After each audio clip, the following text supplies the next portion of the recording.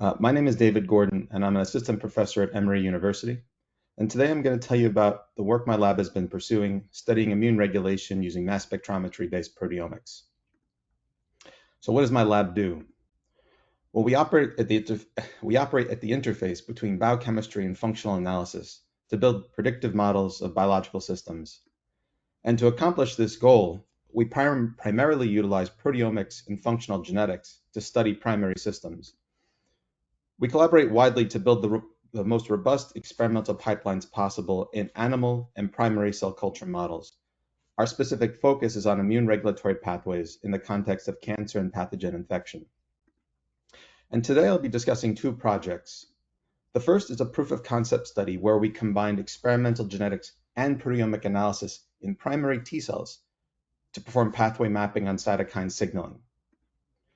And the second project concerns proteomic analysis of T cell exhaustion in the LCMV mouse model. First, we'll discuss cytokine pathway mapping. As a virologist and immunologist, I'm very interested in the pathways mediating antiviral signaling, but when I consult review articles and see pathway maps, such as this, what concerns me is how many different experimental contexts were combined to create this overview figure. What I prefer is to create this myself in my preferred model system and the context in which I'm studying it. So we ask the question, would it be possible using experimental genetics paired with proteomics and phosphoproteomics to create our own map? To conceptualize how we would combine CRISPR knockouts with proteomic analysis of signaling, we created this series of slides. In this example, the signaling receptor is at the top of the figure, and ligand binding triggers phosphorylation and downstream transcriptional activation of cytokine-induced protein expression. If we knock out, for example, a transcription factor at the bottom of the signaling pathway, we eliminate upregulation of cytokine-induced proteins downstream of that transcription factor. If we perform a knockout upstream in the signaling pathway, we could perhaps cleave off an entire branch of the signaling pathway. And of course, if we knock out the receptor, all downstream signaling should be abrogated. For our proof of concept experiment, we chose to study type 1 interferon signaling. Interferons are cytokines with antiviral and immunomodulatory properties. Canonical type 1 interferon signaling is well defined. Type 1 interferon binds the IFNAR1-2 receptor heterodimer, which then initiates signaling through JAK kinases, leading to phosphorylation of STAT transcription factors, which then mediate upregulation of interferon-stimulated genes, or ISGs. We chose to study type 1 interferon signaling in primary CD4 T cells. This is because type 1 interferon has a strong influence on CD4 T cell differentiation. We'd also like to note that these innate immune pathways, such as type 1 interferon signaling, are frequently mutated in cancers, so we felt that it's important to study this in primary T cells rather than a transformed cell line. We applied the Cas9 RNP approach to achieve saturating polyclonal knockouts in these primary T cells. Recombinant Cas9 was complexed with in vitro synthesized guide RNA to create RNP complexes, which were then electroporated from T cells harvested from human blood. These polyclonal knockouts were then quantified for editing efficiency using genomic PCR and sequencing, and we performed proteomic analyses on these edited T cells. These analyses included cytokine-induced protein expression after about 24 hours of cytokine incubation, as well as signaling analyses using phosphoproteomics on shorter time points. In these experiments, we targeted the IFNAR1-2 heterodimer, which is the receptor for interferon beta, a type 1 interferon. We targeted the JAK kinases downstream of the receptor, and also these various STAT transcription factors. We achieved greater than 90% knockout efficiency for all knockouts apart from JAK2, shown here. We were unable to assess phenotypes for JAK1 and JAK3 due to growth defects in these knockouts. In our first analysis I'm showing here, we treated non-targeting or knockout cells with type 1 interferon overnight and quantified interferon-induced protein upregulation, shown here as shades of red. We observe a near complete block in interferon-stimulated protein expression accompanying knockout of IFNAR1 or 2, the subunits of the heterodimer receptor. Here is the data. TYK2, a downstream kinase, data shown here, and STAT2, a downstream transcription factor, data shown here. We also observe a partial phenotype with STAT1 knockout, as you can see in this bar graph along the side. This is consistent with previous literature, indicating that while STAT1, STAT2, and IRF9 interact in this complex to mediate ISG upregulation, STAT2 and IRF9 can also operate without STAT1, and it appears that to induce a subset of these ISGs. So we compare knockouts with protein abundance analyses to study pathways mediating transcription and protein upregulation.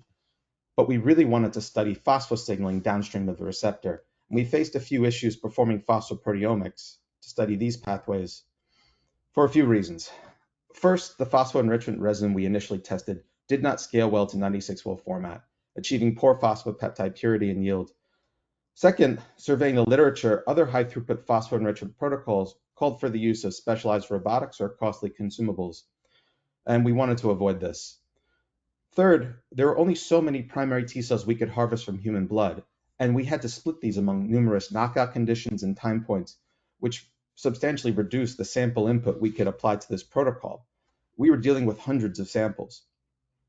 And so to address these issues of scalability, robustness, and throughput, we chose to optimize a new phosphoenrichment protocol. And we call this protocol Simple Phos because it doesn't require any specialized robotics. All you need is a pipetter, a 96-well plate, and a shaker. In our preliminary tests with this protocol, we used monocyte-derived macrophages, which were treated with a series of cytokines. This is a different study than what I'm showing you in the other slides. This is 90 different samples of monocyte-derived macrophages, all processed in parallel in 96-well format. And here you can observe that phosphopeptide purity across these 90 samples is over 90%. And here you can also observe that the number of localized phosphatides is between 15,000 and 20,000 across this entire set of samples, all processed in parallel. This is impressive performance, especially from a timsTOF Pro2.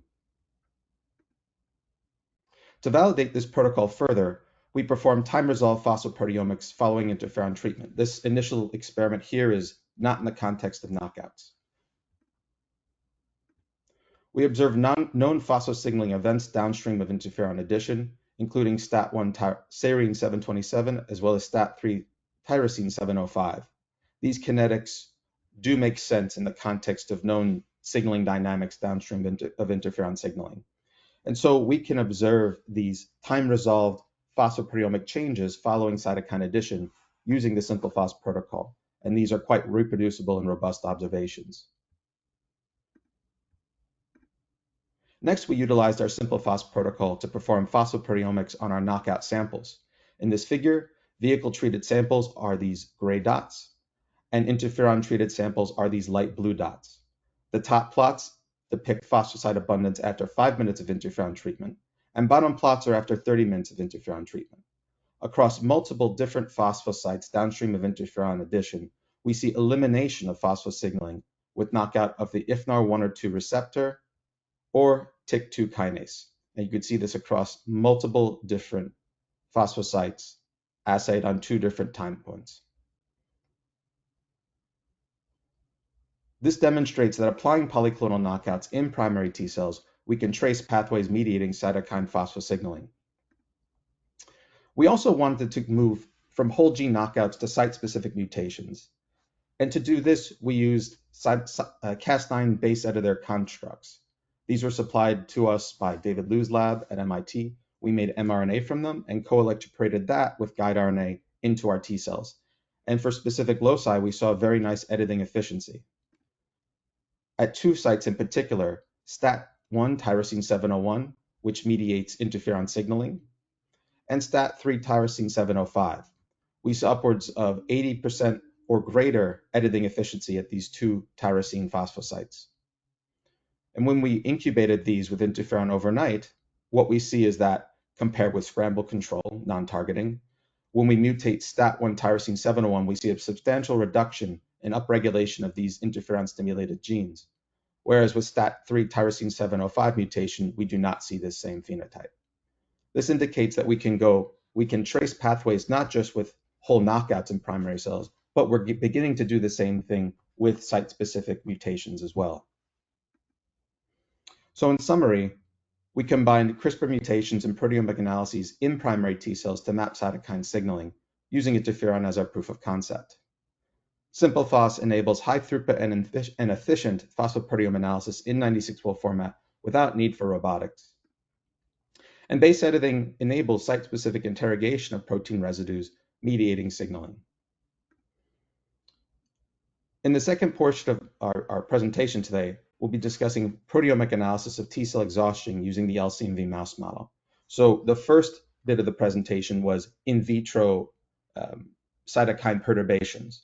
Now we're moving to an in vivo and ex vivo analyses of T cells. So what is T cell exhaustion and what is the LCMV mouse model?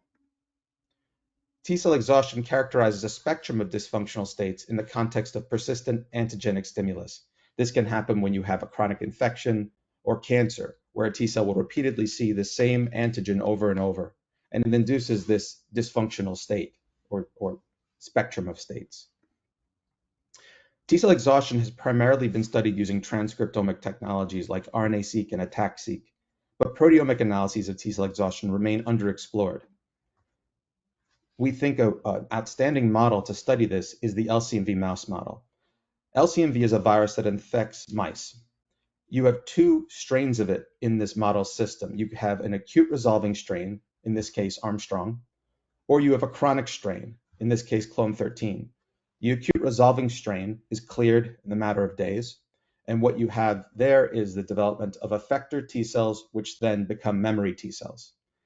On the other hand, clone 13, this chronic strain, is not cleared for it can remain a chronic infection in mice, and what develops there is exhausted T cells. Because these two viruses only differ by 3 mutations, you have an otherwise identical infection, except you have an acute or chronic infection, and so the same T cell recognizing the same antigen will respond to both, and you can compare how these T cells, the biochemical landscape of these T cells, either in the acute resolving or effector memory differentiation, or the exhaustion differentiation. And our colleague Rafi Ahmed has been key to developing this system, and we've been really grateful for his support on this project. This is a partnership between my lab and the Akeem lab at Emory University, who've been outstanding partners on this project. So how does this system work, and how do we collect these samples? First thing we do is take naive antigen-specific T cells from a transgenic mouse. These specifically recognize LCMV. We implant them in wild-type mice and infect those mice with either the acute resolving or chronic strains of LCMV.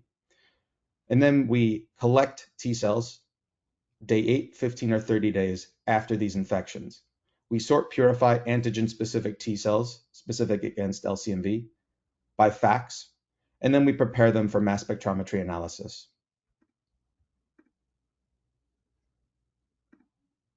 First, we analyze protein abundance alterations accompanying chronic infection. On the y-axis, exhausted T cells, or acute resolving infection on the x-axis. So these proteins are upregulated in the chronic infection context, and these proteins are upregulated in the acute infection context. We perform this analysis day 8, 15, or 30 days post-infection. The first thing you'll observe is that either exhausted or effector memory T cells have the same, very similar alterations in protein abundance. This indicates that there's a core T cell differentiation program, but what we really want to identify are the proteins specifically associated with exhaustion, which are on the upper left panel. Therefore, we will often depict the data as a comparison of abundance in exhausted versus memory T cells on day 30, as shown in this volcano plot. All of the proteins on the right side of the plot are specifically upregulated in exhaustion. This includes canonical T cell inhibitory receptors, such as LAG3 and PDCD1 or PD1, as well as the transcription factor TOX. Gene ontology enrichment also highlights that exhaustion-associated proteins are upregulated in our protein abundance analysis, validating our approach. We also asked how protein abundance differs from transcript abundance in T cells harvested from the LCMV model system. For this, we compared exhaustion-associated transcripts here on the y-axis versus exhaustion-associated proteins here on the x-axis. This is also day 8, 15, or 30 days post-infection. What we observe is that there are exhaustion-associated proteins, shown here, which are not highlighted according to transcript analysis, and there are exhaustion-associated transcripts, which are not highlighted according to the proteomic analysis. We believe this highlights the importance of performing deep proteomic analyses on these samples to understand the ground truth of exactly which proteins are expressed with particular cellular states and pathological conditions, such as the one we're studying here. While our protein abundance analysis does identify exhaustion-associated genes, which were missed by transcriptomic analyses, generally transcript and protein abundance analyses do correlate, and this we've shown and previous studies have shown. On the other hand, phosphoproteomic analysis of the LC&V model system would open up an entirely new biochemical landscape describing T-cell exhaustion. Unfortunately, mouse models like this system don't yield much material after sort purification by FACS, typically 10 to 20 micrograms. So to perform phosphoproteomic analysis, we again leveraged our simple phos pipeline. Here we demonstrate a titration of peptide input from 40 micrograms to 2.5 micrograms. We have, again, consistent enrichment purity above 90% across this entire titration of input. And we only observe a significant drop in localized phosphocytes when we go below 5 micrograms of input. This demonstrates the high sensitivity of our simple phos pipeline. So we applied this to our T-cell samples harvested from LC&V infected mice. And consistent with our optimization data, we observe 11,000 to 14,000 localized phosphocytes across these samples. We also observe very nice data completeness, minimizing the need for imputation. And here's an example of the data that's come out of this phosphoproteomic analysis. On this right side are phosphocytes, which are significantly upregulated, accompanying T-cell exhaustion. And these sites are upregulated accompanying memory T-cell differentiation. One site I'd like to highlight is PD1 tyrosine 248. Phosphorylation of 248 is required for inhibitory activity of PD1, and we can see it significantly upregulated in late-stage exhaustion at day 30. So this nicely validates that we are reproducing what's previously been shown about the phosphorylation landscape of T-cell regulation and inhibitory activity, inhibitory pathways.